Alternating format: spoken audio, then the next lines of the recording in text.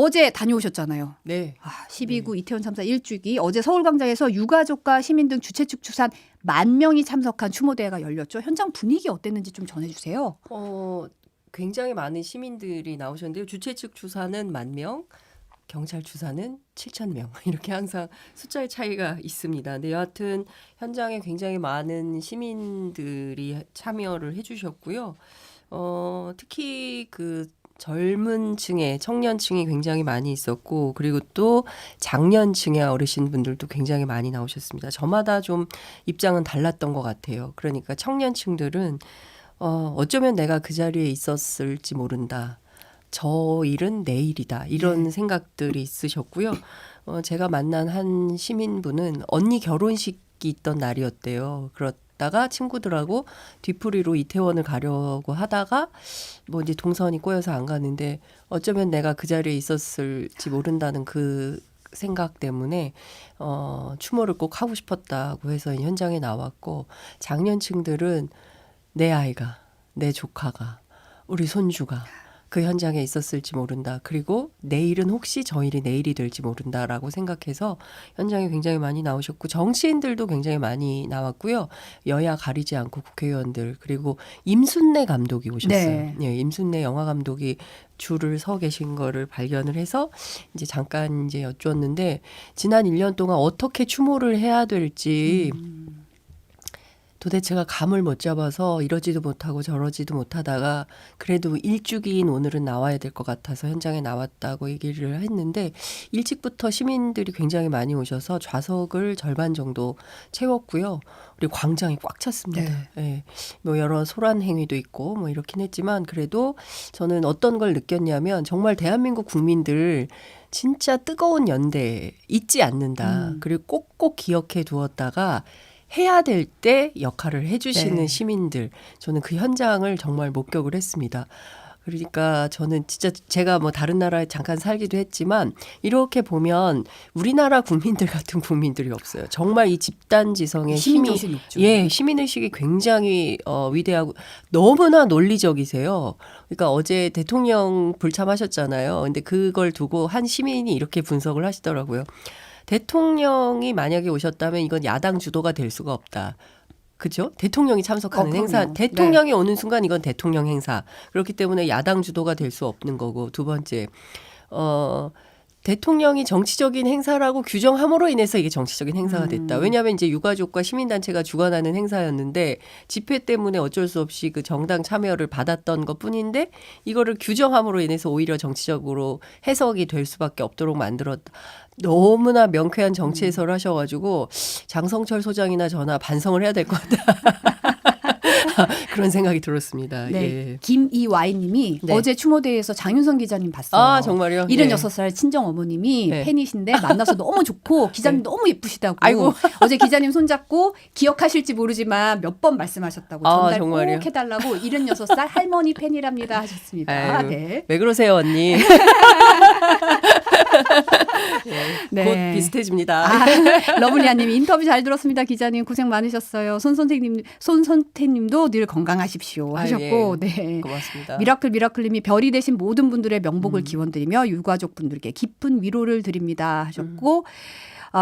정님도 그 가슴 아픈 일이 다신 안 일어났으면 좋겠습니다 하셨어요. 그러니까 많은 분들이 어제 일주기에 그런 생각을 많이 하셨을 거예요, 사실. 그렇죠. 그러니까 저도 이제 현장에서 그런 시민분들 만나 뵈면서 그런 말씀 드렸는데 우리가 이제 세월호 때 너무 기가 막혔었잖아요. 그리고 현장 중계로 다 기억하잖아요. 그럼요. 아침에 9시에 저 배가 어떻게 저기 뭐 이러면서 다들 보고 있었거든요. 제가 그날 이제 정당팀을 맡고 있었는데 그때 정당팀 회의하면서 보면서 야, 이거 어떻게 되는 거야 이러다가 제가 이제 회사로 들어왔던 기억이 아직도 생생한데 그럼요. 그리고 나서 다시는 이런 일이 있어서는 안 된다고 해서 이제 안전한 사회 만들기, 사회적 책임, 더 이상 이런 사회적 참사 안 된다고 다짐을 했었는데 또 작년에 이태원 참사가 벌어진 거. 이거는 도대체 상상할 수가 없는 거예요. 수도 서울 한복판에서 축제에 갔던 그 어린 학생부터 청년들이 길거리에서 골목에서 그런 일을 당한 거고 이거는 대한민국 가장 최고의 행정력과 경찰력을 갖고 있는 안전한 한국에서 이런 일이 도대체가 상상을 할 수 없는 일이 벌어졌기 때문에 다들 이래서는 안 된다. 이거 우리나라 이거 안 된다라는 판단을 가지고 어제 현장에 많이 나오신 것 같습니다. 유가족분들이 옆자리를 비워놓겠다고 했는데 뭐 윤석열 대통령이 어린 시절 다녔던 교회를 찾아서 추모의 뜻을 전했습니다. 정부 여당 고위 인사들과 대통령실 참모들도 함께 예배를 드렸는데 저는 왜 서울광장 대신 교회를 찾은 건지 좀 네. 그러니까요. 무슨 네. 따로 국밥도 아니고 있을 수 없는 일이죠. 그런데 제가 지난주에 이제 명진 스님 인터뷰를 했는데 네. 못 간다. 이런 말씀을 하시더라고요. 갈 수가 없을 것이다. 네, 그래서 그게 무슨 말씀이십니까? 여쭸더니 네. 일단 첫 번째는 이게 그 본인이 판단하기에도 있을 수 없는 일이 벌어진 건데 참사 이후에 혼자서 그 유족들하고 협의하거나 같이 논의되지 않은 가운데 대통령실이 주도하는 이른바 그 추모가 있었잖아요. 그러니까 매일 뭐 서울광장에 가서 분향을 하고 했지만 뭐 위패도 그다음에 영정도 없는 꽃만 있는 이런 거는 또 뭐지? 이렇게 국민들 그때도 얼마나 많은 그렇죠. 논란이 있었습니까? 네. 근조라는 글씨 없이 그냥 뭐 까만 리본을 달고 왜 우리가 다 이렇게 추모를 해야 되는 거냐라는 여러 가지 논란이 있었고 그때도 뭐 정치적인 항상 이 논란이 있으니까 또 언론이 또 막 그런 보도를 하니까 헷갈렸지만 지금 상황에 놓고 보면 우리가 알고 있던 어떤 그 문법에서 조문 예절에서 상당히 벗어나는 것이었습니다. 지금 그러니까 복기를 해보자면. 근데 이번에도 또 일주기 때 그렇게 한 거죠. 다 떠나서 대통령이시기 때문에 그리고 유가족들이 원했어요. 오셔서 자리를 채워주시고 그리고 유족들 손이라도 잡아주시면 대한민국 사람들이 또 정이 많아요. 그래서 그 한순간 또 이렇게 쌓였던 것들이 눈 녹듯이 녹아지고 그렇지만 우리가 해결해야 될 여러 가지 법률적으로 여전히 왜 그때 그렇게 수많은 막 신고가 있었는데 이게 왜 다 무시당했던 것인지 마약하고 이건 무슨 연관이 있는 것인지 이제 국민들이 뭐 어제 현장에서도 그런 지적하신 분들이 굉장히 많이 있었는데 네. 알고 넘어가고 짚고 넘어가야 될 것은 그것대로 놔두고 또 일단 또 추모는 추모대로 하고 대통령이 오면 그 자체로 저는 그냥 넘어갈 수 있는 하나의 역사적 장면이 될 수도 있었을 텐데 기어이 또 17명이나 되는 내각 그다음에 대통령실 비서관들 또 여당 지도부 싹 다 가서 또 특별 예배를 하신 거예요. 네. 그러니까 본 예배 끝나고 나서 별도로 그렇게 본인들을 위한 그리고 대통령 뭐 초등학교 중학교 때 다녔던 영암교회라는 건데 그러니까 좀 그 정청래 최고위원은 오늘 민주당 그 최고위에서 본인을 위한 위로냐. 그러니까 그러니까 대체로 우리가 어떤 조문을 가거나 할 때는 그 상을 당한 분들을 찾아뵙고 뭐 위로하는 거잖아요. 그렇죠. 그게 1번이잖아요. 근데 그분들은 찾아뵙지 않고 별도로 그냥 추모 예배를 한다. 이건 좀 우리 예법에 맞지 않아서 근데 또 안 할 수는 없으니까 어떤 행사를 치른다는 차원에서 한 거 아니냐라는 비판이 있는데 이것은 사실 여당 안에서도 말이 나오고 있습니다. 굳이 기어이 이렇게 할 필요가 있냐. 와서 차라리 인요한식이 맞다라는 얘기가 나오는 거죠. 와서 욕을 먹더라도 담뱃값을 던져서 얻어맞는 한이 있더라도 계란을 맞더라도 가서 정부가 국가가 그때 제대로 된 역할을 하지 못해서 억울한 우리 시민들이 159명이나 되는 분이 세상을 떠나게 됐다. 정말 죄송하다. 잘못했다. 다시는 이런 일이 없도록 하겠다라고 했다면 오히려 그 자체로 좀 넘어갈 수 있었지 않았을까라는 생각은 해봅니다. 그런데 지금 이 상황이 됐기 때문에 오히려 더 상황은 꼬이게 됐다. 이런 생각이 좀 평가가 듭니다. 상당히 뭐 동아일보 사설에도 보면 대통령의 참석은 재난에 대한 국가 책임을 명확히 하면서 사회 통합에 한 발 다가설 기회였는데 결국 대통령과 집권당 대표의 빈자리는 불편한 자리를 피한다는 인상을 주고 말았다. 그렇죠. 이렇게 예. 비판이 뭐 보수 진보 할 것 없이 여러 군데서 다 비판을 하고 있어요. 그러니까요. 이런 상황에 대해서는. 어제 제가 현장에서 만난 시민분들이 제일 많이 하셨던 얘기가 뭐냐면 이건 여당의 문제도 아니고 야당의 문제도 아니다. 특히 야당은 뭐 잘했냐? 아니거든요. 이게 사실은 생각해 보십시오. 대한민국에서 OECD 10대 경제 대국인 나라에서 선진 국가예요. 거기에서 길거리를 가다가 축제에 참석하던 시민이 159명이나 세상을 떠나는 이런 끔찍한 사고를 당했는데 아니 국회의원이라는 사람들이 이거는 여든 야든 상관이 없습니다. 무고한 생명이 159명이나 세상을 떠났는데 어떻게 그냥 이렇게 뭐 특별법을 제정해라 특검을 해라라고 말은 우리도 할 수 있어요. 정치평론가들도 그런 말은 해요. 기자들도 합니다. 국회는 문제를 해결하는 집단이거든요. 그런데 그러면 무슨 문제를 해결했냐는 거예요. 1년이 다 지나가도록. 여든 야든 한 게 없다. 지금 중요한 건 뭐냐면 인간이라면 사람이라면 세월호 때도 마찬가지였습니다. 지금도 마찬가지예요. 그 슬픔 앞에 그 유족들 앞에서 정치인이 정치인답게 그건 직업윤리하고도 연관되는 겁니다. 아니 왜 국민들로부터 세비 받으면서 아무것도 하지 않으면서 말만 하는 거는 의미가 없는 거죠. 이제 그런 평가와 비판과 분노가 국민들 사이에 있는 거죠. 그러니까 이거는 정치적으로 뭐 여든 야든 보수 언론이든 진보 언론이든 다 떠나서 사람의 도리, 사람이라면 내가 정치인이라는 직업을 갖고 있는 사람이라면 당연히 해야 되는 것은 특별법 제정부터 하는 것이죠. 이제 아까도 잠깐 언급이 있었지만 국민의힘 이뇨한 혁신위원장이랑 이제 유이동 정책위 의장, 뭐 이만희 사무총장들이 참석을 했는데 네. 또 개인 자격을 강조했어요. 그러니까요. 제가 그날 보니까 무대 앞에서 이렇게 보면은 우측에 왼 이제 우측에 정치인들 자리가 있었는데 그 자리에 이렇게 쪼로록 앉아 계시더라고요. 네네. 그래서 봤는데 표정은 매우 안 좋더라. 그 굉장히 안 좋은 표정으로 이렇게 있었는데 그 이유가 있었던 것 같아요. 그러니까 그 근조 화환들을 그 이제 헌화하고 분양하는 그 옆에 이렇게 쭉 있었는데 그 중에서 윤재옥 원내대표 그 화환이 이렇게 뒤로 돌려져 있었어요. 그러면서 그 자리에서 시민들 간에 이제 언쟁과 분쟁 같은 게 이걸 왜 갖다 놨냐, 아니 그 정도는 갖다 놓을 수 있는 거 아니냐, 뭐 이런 이제 사소한 말다툼 같은 것들이 있었으니까 불편한. 왜 국민의힘 사람들이 오는 거야? 뭐 여기 안에서 정치적으로 역할이라도 하지. 뭐 이제 이런 어떤 야당 성향의 지지자분들은 이렇게 막 성토하기도 하고 뭐 이랬는데 중요한 건 이런 거죠. 앞서 이제 앵커께서도 잘 말씀하신 것처럼 동아일보 사설에서 지적한 것처럼 이 참사와 관련해서는 여든 야든 상관없이 이 추모의 성격을 가지고 있는 것이기 때문에 굳이 개인 자격임을 강조할 이유가 없는 것이죠. 물론 개인 자격으로 올 수도 있어요. 어제 보니까 김병민 최고위원도 개인 자격으로 오고 유승민 전 대표도 개인 자격으로 와서 그 이제 헌화하려고 줄을 길게 같이 정치인이나 시민들이나 오는 순서대로 이제 줄 서서 분양 헌화 이렇게 했었는데요.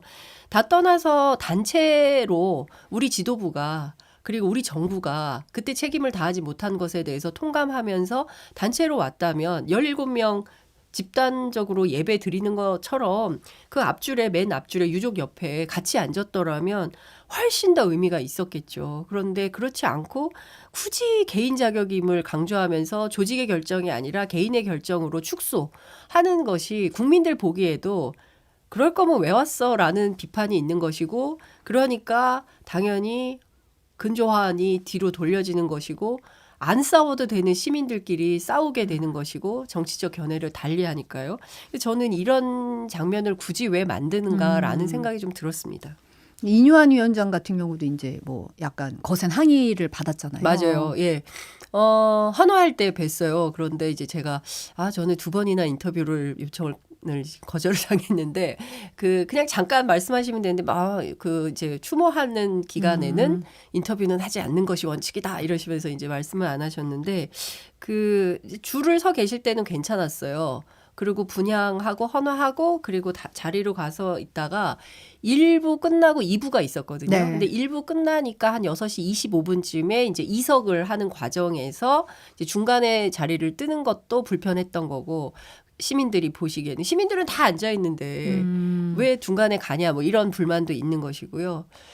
그리고 두 번째는 이제 제가 보기에는 그게 제일 불편했던 것 같아요. 그러니까 거기 현장에 계셨던 시민들은 끝까지 함께 하지 왔으면 그 중간에 또 아무리 바빠도 그 중간에 떠나는 이유는 뭐냐. 다른 정치인들은 다 앉아있는데 왜 당신네들은 중간에 가느냐. 이제 이런 비판 이런 것도 있었던 것 같고요. 그러니까 중간에서 뭐 사과해라. 이제 담뱃값도 날라들고 이제 이렇게 했었던 것 같습니다. 이제 그런 소동은 있는데 저는 그럼에도 불구하고 이뇨한 위원장이 현장에 오고 또 끝까지 계셨더라면 좋았겠지만 그래도 현장을 지켰던 것은 잘한 정치적 선택이다 이렇게 봅니다. 더불어민주당에서는 이제 이재명 대표부터 뭐 원내대표, 지도부, 당 소속 국회의원 다수가 참석을 했어요. 그리고 이제 이 대표가 책임 있는 정부 당국자들은 오늘 이 자리조차 끝끝내 외면했다. 이런 식으로 비판을 했거든요. 네. 비판했죠. 그리고 그 이재명 대표는 그래도 연단에 올라서 연설도 하고 야사당 대표들은 다 연설을 했습니다. 네. 이재명 대표, 그다음에 정의당의 이정미 대표, 용해인 기본소득당 대표, 윤희숙 그 진보당 대표 다 이제 연설도 하고 했는데요. 그 어찌됐든 이제 그날 행사가 원래는 이제 시민대책위 차원에서 하려고 했는데 집회 허가나 장소 문제 때문에 이런 것 때문에 경찰이나 이런 협조를 받아야 돼서 행정력의 협조를 받아야 돼서 했다가 다시 나중에 정당들은 빠지고 이제 시민대책위 위주로 왜냐하면 서울광장을 나중에 오세훈 시장이 허락을 했기 때문에 이제 초반부터 이게 잘 됐더라면 김기현 대표도 올라가서 연설할 수 있었잖아요. 대통령도 연설하실 수 있었고 좀 그런 방식의 통큰 어떤 협치의 모습을 좀 보여줬더라면 어땠을까라는 생각이 좀 들고 이재명 대표는 현장에서 159개의 우주 159개의 세계가 무너진 날로부터 1년이 지났지만 아무것도 변화한 것은 없다. 참사에 책임을 지는 사람이 단 한 명도 없다. 그때도 없었고 지금도 국가는 없다라는 점을 강조를 했습니다. 근데 저는 이런 판단, 그러니까 현장에서 시민들이 했던 얘기인데 야당도 좀 적극적으로 역할을 해달라라는 요구가 되게 많았습니다. 그러니까 앞서 말씀드린 대로 정치는 말이 아니라 행동이지 않습니까? 그리고 실질적으로 어떤 변화의 모멘텀을 만들어내는 그게 사실은 정치의 역할인 건데 그동안 제도적 대안을 위해서 뭐라도 했어야 됐지 않았나. 그러니까 서로 지금 보면 여당은 그 야당 탓을 하고 야당은 또 여당 탓을 하고 있어요. 오늘 아침에 보니까 김기현 대표는 지금 그 사회적 참사와 관련해서 재난안전법 통과가 안 되는 게 민주당 때문이다 이렇게 비판을 하고 있거든요. 반대로 또 야당은 또 이제 국민의힘이 행안위에서 통과시켰는데 이것을 안 시켜줘서 또 문제다라고 주장을 하고 있어요. 서로 따지면 누구 잘못 다 따질 수 있겠죠. 그래 너는 30% 잘못했고 너는 몇 프로 잘못했어 이렇게 따질 수는 있겠지만 그게 아니라 앞서 말씀드린 대로 이 슬픔과 이 아픔에 공감을 한다면 정쟁을 할 것이 아니라 누가 됐든 먼저 나서서 뭐가 됐든 합의를 해서 결과를 도출해낼 수 있는 보다 더 적극적인 태도가 필요하고 저는 이 사건은 그 어떤 이유를 들어서라도 정부의 책임, 국가의 책임을 외면할 수 없기 때문에 여당이 훨씬 더 적극적으로 야당의 협조를 끌어내서 특별법을 통과시키는데 노력을 해야 되지 않을까라는 생각이 좀 듭니다. 네. 국민의힘 혁신위원회 얘기 좀 넘어가 볼게요. 네. 이제 혁신위가 오늘 5.18 민주묘지 그 묘지 참배를 시작으로 이제 첫 공식 외부 일정을 시작을 했는데요. 네. 또 1호 안건으로 대사면을 내세웠잖아요. 이제 이준석 전 대표 등의 징계 풀어서 일단은 당내 통합하자는 취지 같기는 한데 어떻게 보시나요? 통합이 안 되니까 문제인 것 같아요. 그러니까 이준석 대표 얘기를 쭉 들어보면 이게 무슨 형식적으로 그 대사면을 해준다라는 그러니까 무슨 시혜를 베푸는 은전을 베푸는 것 같은 태도인데 이걸 지금 왜 이런 방식으로 하냐는 거죠. 그러니까 납득할 수 없고 원인에 대한 구체적인 처방, 본인이 의사라고 강조를 하니까요. 그 원인에 대한 구체적인 처방, 병의 원인을 알면 그 원인, 그러니까 예컨대 이런 거죠.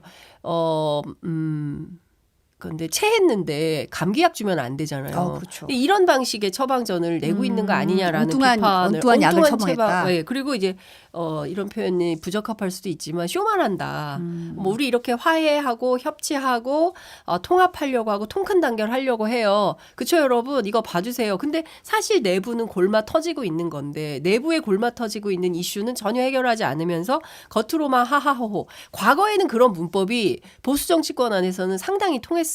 지금도 통하는 면이 있죠. 그런데 재밌는 것은 이준석, 홍준표에게는 안 통한다. 예, 홍준표 대표가 폭풍 이렇게 주말에 막 완전히 페이스북에 막 예. 5개 글을 연달아 올리시면서 완전히 뚜껑이 열렸어요. 그러니까요. 그래서 대사면의 당사자들 예. 반응이 상당히 좋지 않습니다. 그러니까요. 성질이 폭발했다. 이제 이런 표현을 쓰면서 듣보잡들이 와서 당권을 가지더니 당원들을 이간질시켜고 나야말로 30년을 지켜온 이 당의 본류다. 뭐 틀린 말은 아니죠. 그리고 영남 안방에서 방구석 사선. 김기현 대표 얘기하는 겁니다. 그러게요. 네, 총선 지휘 역량 되겠냐? 황교안 그 지도부 때 총선 망치고 정계에서 완전히 퇴출됐다. 분수 모르고 날뛰면 황교안 시즌 2다. 이제 이런 얘기를 하는 거고. 그러니까 니들이 여기서 지도부죠. 지도부죠. 당 지도부. 당 지도부를 향해서 이제 니들이라고 표현을 한 거죠. 니들은 네. 영문도 모르고 독축장에 끌려가는 소신세라는 걸 아는지 모르. 상당히 거친 발언들이에요. 상당히 거치죠. 그리고 뭐 대통령이나 하는 사면을 운운하며 주접 떠는 바람에 성질이 폭발했다. 그러니까 화가 많이 난 거죠. 화가 많이 났고, 그러니까 좀 이런 것 같아요. 그러니까 정치는 제일 중요한 게 과정이 있거든요. 그렇죠. 예, 과정을 만들어가는 과정, 그러니까 쿠킹 작업이라고 정치권에서는 자기들끼리 표현을 하는데, 예컨대 이제 이뇨한 위원장은 그런 걸 하려고 노력을 했던 것 같아요. 그러니까 무슨 얘기냐면 지금 대변인격을 맡고 있는 혁신위원 중에 한 분이 이제 김경진 전 의원인데 이분이 이제 제가 전화해서 취재를 했더니 뭐라고 하냐면. 이준석 대표를 만나려고 전화도 놓고 노력을 했다는 거예요. 근데 이준석 대표에 따르면 나 모르는 전화 안 받아요. 전 모르는 분입니다. 모르는 분이에요. 예, 그 뭐 텔레비전에 나오는 정도 이상은 몰라요. 이제 이런 거고 그러면 뭐 다른 라인을 통해서도 뭐 이렇게 실제로 만나거나 뭐 이런 노력을 했어야 되는데 그리고 만난다고 해서 해결될 문제가 아니죠. 그러니까 뭐냐면 처음에 이뇨한 위원장이 나왔을 때 부인하고 아이들 빼고 다 바꾼다라고 했어요. 이건희 전 회장의 이제 그 그렇죠. 말을 빗대서 이제 논평을 한 건데. 그래서 이제 그 부인과 아이는 누구냐 이런 그렇죠. 얘기가 그 나왔죠. 부인과 아이가 사실은 대통령과 당 지도부 아니냐 이제 이런 거고 그러면 대통령과 당 지도부를 안 바꾸면 이게 혁신이라고 말할 수 있는 거냐. 그다음에 박성중 의원이 현역 의원 중에 유일하게 결합하고 있는데 이분이 혁신 대상이냐 혁신 위원회에 맞는 맞는 분이냐 막 이런 논란들이 계속 있었던 거잖아요. 그러니까 본질은 놔두고 비본질만 자꾸 때리면서 마치 시혜를 베풀듯이 뭐 이준석 그다음에 뭐 저 홍준표 시장 대사면을 하면 다 무슨 마치 해결되는 것처럼 이런 주장을 하고 있지만 전혀 먹히지 않는다는 것이고요. 과거에는 아예 대충대충 그렇게 해. 다 풀어줄게. 넘어갑시다. 뭐 이런 게 통했어요. 근데 이건 옛날 구문이고요. 지금은 그런 게 안 통하는 시대가 됐는데 옛날 문법으로 될 거라고 판단한 것 자체가 오판이었다라는 얘기를 국민의힘 안에서 하는 거죠. 여기서 재밌는 포인트가 김재원 최고위원이에요. 김재원 최고위원. 조용합니다. 명단에 네. 이제 그 올라가 명단에 있죠. 세분 중에 한 대사면에 분이에요. 명단에 올라가 그러니까 있는데 김경진 전 의원에 따르면 다 풀어주는데 조건이 있다. 형사법과 관련된 분들은 안 된다. 예, 그러니까 뭐 그 황보승 의원이라든가 뭐 이런 등등의 이제 그 문제들이 있는 분들이 있잖아요. 이런 사람들은 안 돼. 정무적 판단으로 풀어줘야 되는 분들만 풀어준다. 이제 이런 주장을 하는데 이준석 대표나 홍준표 시장 같은 경우 니들이 뭔데 날 풀어준다는 거야. 그리고 그게 무슨 의미가 있어. 뭐 이제 권한도 없는 사람들이 그리고 문제의 본질은 그게 아니잖아. 지금 대통령의 변화. 그러니까 최소한 내년 총선 앞두고 대통령이 국민의힘 공천에 개입하지 않겠다. 이른바 전략공천이라는 이름으로 대통령이 끼어들 수 있는 여지를 만들지 않겠다. 100% 상향식 공천을 하겠다. 이런 선언을 해야 된다. 그리고 더 이상의 대통령의 당무 개입은 없다. 그렇게 하면은 이준석 대표가 오늘 그 라디오 인터뷰에 나와서 영구제명이라는 표현을 썼어요. 영구제명. 예, 그러니까 네. 만약에 누구든지 이 그 당무에 개입을 하면 영구제명을 시키겠다. 지휘고하를 막론하고. 그렇죠. 지휘고하를 막론하고. 여기서 지휘고하를 막론하고를 꼭 넣은 이유는 대통령이 포함되기 때문인 거예요. 대통령 포함해서 지휘고하를 막론하고 그건 가로 안에 넣었지만 그게 핵심 워딩인 거죠. 예. 그러니까 이런 정도의 혁신이 있지 않는 한 이것은 혁신이 아니야 라고 주장하는 사람들인 거예요. 그런데 엉뚱한 처방전을 내고 있으니까. 사면안을 내니까. 예. 근데 이 와중에 김재현 최고는 그걸 즐기고 이제, 있는 거죠. 예, 가만히 있다가 가만히. 예, 되면 이제 내가 드디어 총선에 도전할 수 있는 길이 열리고 최고위 들어가서 발언할 수 있는 기회도 열리고 그렇게 되는 거다. 그래서 이분만 혜택을 보게 되는 거 아니냐. 이제 이런 얘기를 기자들이 하고 있는 것이죠. 그리고 인유한 위원장이 언론 인터뷰를 지금 여러 건 했어요. 네. 여러 건 했는데 여기서 이제 공을 하나 쏘아 올렸는데 영남과 경남의 스타들 굉장히 경쟁력 있는 사람들이 서울 험지에 와야 한다. 그리고 이제 나중에 뭐 오보라고 정정하긴 했지만 실명으로 김기현 대표랑 주호영 의원을 콕 집어서 거론이 됐어요. 상당히 당황했다는 거 아니에요. 김기현 대표가 화가 많이 났다. 경로설이 얘기가 나오더라고요. 경로. 경로설. 기자들 사이에서 두 번째 경로예요. 첫 번째는 제가 취재한 바로는 김한길 그 국민통합위원장하고 같이 만찬했었잖아요. 네. 그다음에 대통령이 김한길 위원장을 통해서 통찰을 얻는다라는 얘기를 하고 사실상 대표보다는 김한길 위원장을 더 띄워주는 방식이 되면서 1차 경로했다고 제가 들었습니다. 지난주에 그 최고위원들 사이에서 이제 그런 얘기가 돌았고요. 네. 2차 경로죠. 이번에는 이뉴한 위원장마저도 나를 지금 사지로 밀어넣고 있는 이런 상황이 돼버린 겁니다. 근데 이제 당 안에서는 어떤 얘기가 나오냐면 이거 술자리 안주 수준 아니냐. 이게 가당키나 하냐. 이런 거죠. 선거는 서울에서 졌는데 왜 책임은 영남 중진더러 지라는 거야? 그리고 강서구청장 선거 누가 주도했어요?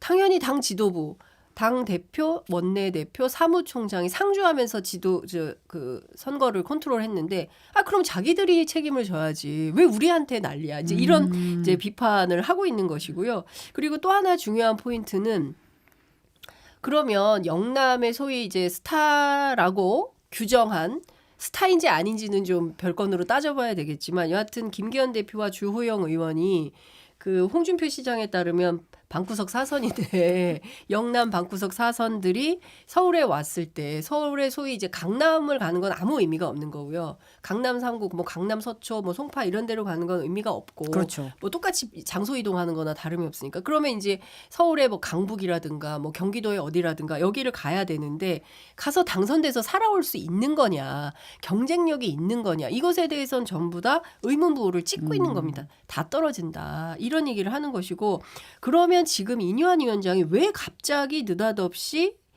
영남 중진 때리기로 들어갔을까? 이제 이준석 전 대표에 따르면 이뉴한 위원장의 두 가지 미션이 있다는 거잖아요. 하나는 영남 중진 퇴출, 험지 출마론. 그리고 또 하나는 수도권 당협위원장들 경쟁력 없는 사람들 정리하기. 이 두 가지 미션 중에 하나가 지금 나온 거다. 다음 미션은 수도권 당협위원장들에 대한 정리 작업이 될 거다. 자, 그럼 이 청소가 다 끝나요. 이뉴한 위원장에 의해서 다 빠져. 수도권 정리가 험지로 되면. 다 싹 다 정리돼. 여기 누가 가냐? 누가 가냐? 누가 가냐? 누굴 보내냐? 여기 만약에 친윤 검사들 꽂기 시작한다. 오늘 보니까 뭐 무슨 온갖 기업과 공기업과 이런 데 검사들이 싹 다 차지하고 있다는 보도가 나오고 있지 않습니까? 그런데 공천마저도 이렇게 된다? 이게 혁신인가? 이걸 혁신이라고 말할 수 있는 건가? 라는 얘기가 국민의힘 안에서 나오고 있고요. 만약에 이렇게 간다. 그럼 우리 무소속 간다니까. 무소속. 예. 그러니까 받아들이질 않을 지지 거다. 않겠어. 여기서 지지 않을 거예요. 이런 얘기들을 하는 거예요. 왜냐하면 이렇게 쫓아내는 방식으로 하고 대통령이 막 친윤 관계자들을 내리꽂기 시작하면 이거를 진정한 의미의 개혁이라고 볼 수 없는 거다. 그래서 하태경 의원이 이제 해운대 빠지면서 한 얘기가 여기 반드시 누가 와야 되냐? 정치 처음 하는 정치 초년생이 와야 된다. 이런 주장을 하는 겁니다. 그러니까 배수의 진들을 다 치고 있는 거예요. 우리 빠지지만 여기에 꿀지역구라고 국민의힘에서는 얘기를 하는데 여기에 그런 사람들 오는 거 안 됩니다. 꽂는 거 안 된다. 안 된다. 이렇게 얘기를 하고 있는 것입니다. 이완 위원장이 혁신이가 공천룰을 일일이 하는 건 우리의 행동이 아닌 월권이라고 했어요.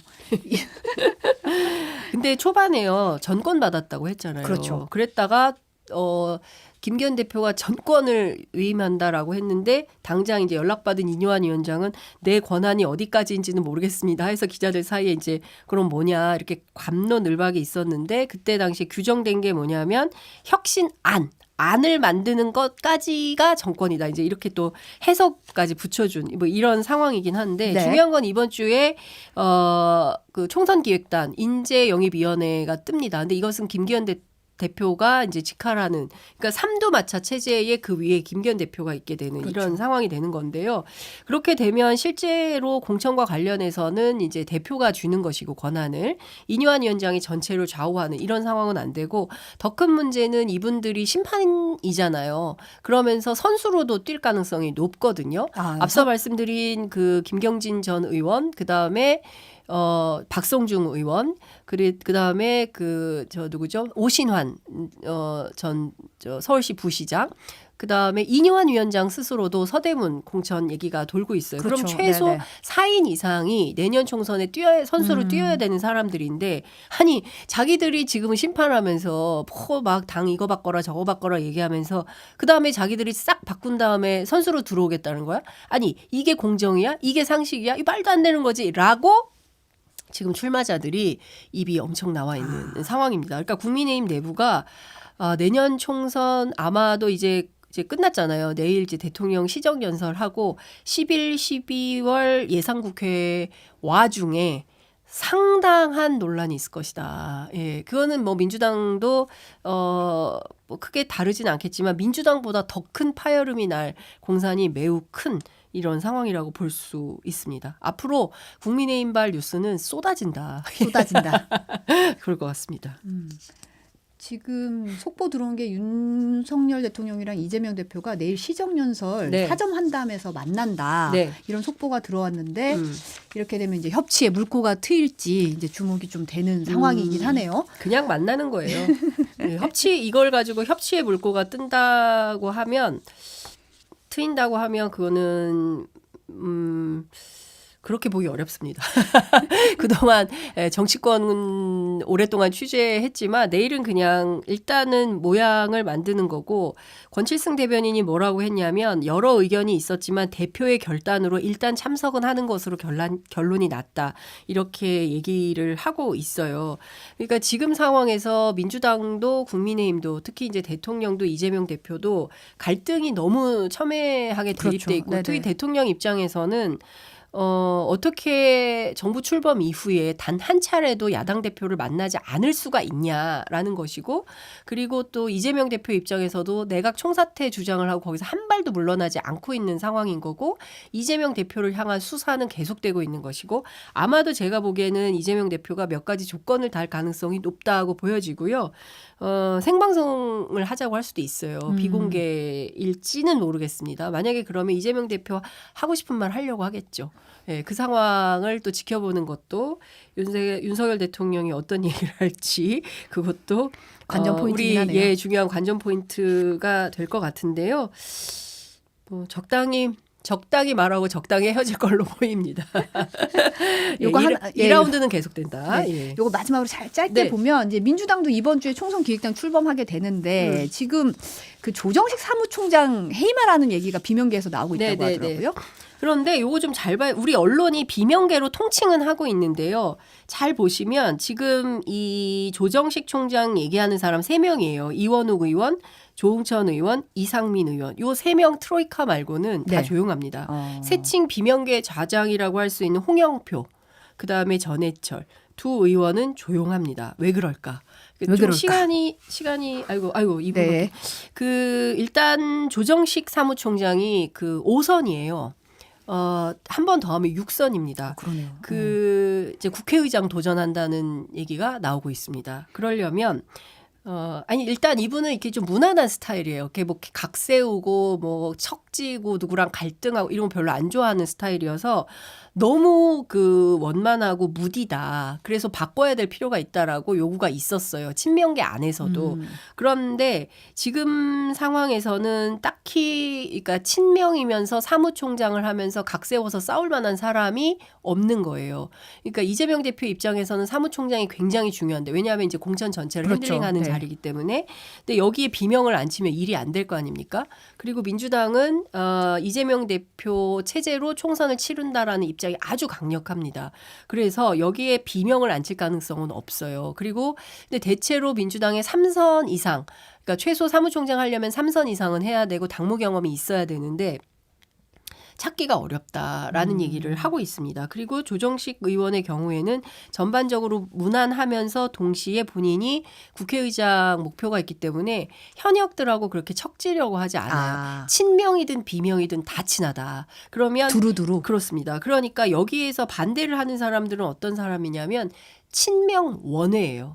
친명 원외위원장들은 그 현역들을 좀 바꿔줘야 자기들 그 들어갈 빈자리가 그렇죠. 생기잖아요. 그러니까 틈이 생기죠. 그렇죠. 그리고 어디가 됐든 경선의 판이 열려야 본인들이 명함이라도 내밀고 싸울 수 있는 터전이 생기는데 그게 안 될 수 있다. 그거를 조정식 의원이 막을 수 있다. 그래서 오히려 친명 원외에서 반대 목소리가 조금씩 나오고 있는 편이고 실제로 국회 안에서는 그렇게 큰 갈등이 없다.